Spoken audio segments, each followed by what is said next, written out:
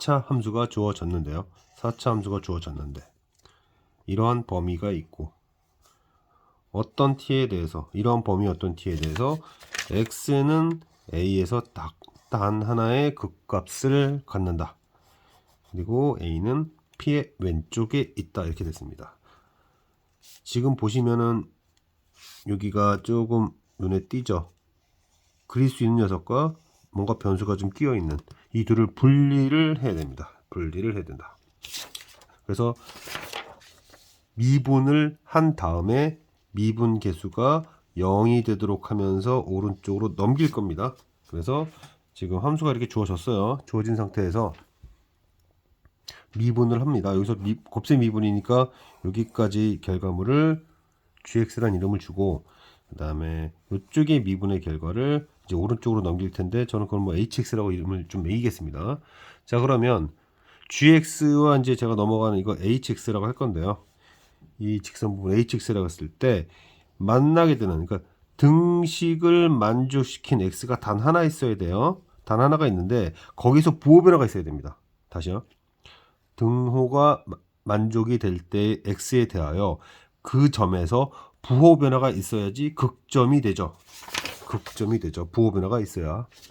그래서 부호 변화가 있다는 얘기는 다른 말로 얘기하면 이 3차 함수와 그 다음에 이 직선이, 즉 직선이 3차 함수를 만나는 교점에서 크로스를 해야지, 만약에 그 점이 아닐 때는 만나지 않거나 만날 거면 접해야 됩니다. 그래야 그 부호 변화도 생기면 안 되고요. 그 다음에 그렇죠, 부호 변화 생기지 않는 것이 중요합니다. 그리고 이런 점에서는 A가 아닌 점에서는 부호 변화가 생기면 안 되고 A라는 점에서는 부호 변화가 생겨야 되니까 직선이 3차 함수를 관통해야 됩니다. 그래서 대략적으로 제가 개형을 대충 잡아놨는데 이 직선은 P, P, 즉 y는 x 위에 있는 어떤 정점을 꼭 지나야 되고, 그런 상태에서 이 p의 왼쪽, 다시 한번 읽어볼게요. p의 왼쪽이라고 되어 있었을 겁니다. p의 왼쪽인 점에서 크로싱이 관통이 일어나야 된다라고 했죠. 그래서 이런 형태가 돼야 됩니다. 그래서 뭐 무난하게 생각한다면 이런 식으로 여기서 A라는 점에서 크로스가 생기고 나머지 점에서 뭐 안 만났으면 좋겠다. 만나더라도, 그런데 여기 이 변화를 조금 제가 자세히 보려고 여기다 이게 그림을 그렸는데, 다시 그렸는데 y는 x 위에 어떤 점을 정점으로 지나야 돼요. 자, 그런데 보시면 이 A라는 점이 이렇게 있을 때 이렇게 될 거예요. 이렇게 되는데 이게 기울기가 커지면 어떻게 되냐면 여기 A는 정점입니다.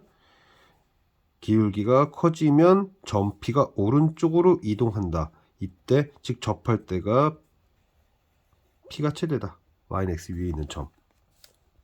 왜 이제 그런 얘기를 했냐면 직선의 기울기가 마이너스 2t예요. 직선의 기울기가 마이너스 2t인데 이게 t 조건이었고 그 다음에 마이너스 2를 곱하면 마이너스 13이 되는데 이 마이너스 13이 바로 이 접할 때였다는 얘기고요.